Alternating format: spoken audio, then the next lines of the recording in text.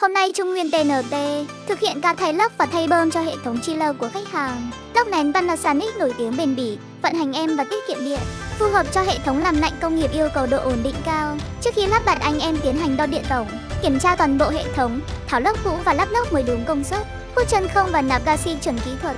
Tiếp theo là hạng mục thay bơm tuần hoàn, kiểm tra lưu lượng và áp suất nước, lắp bơm mới đúng thông số, cân chỉnh hệ thống để đảm bảo nước tuần hoàn ổn định, máy vận hành êm và đạt hiệu suất cao. Hoàn tất chạy test toàn bộ hệ thống trước khi bàn giao cho khách hàng.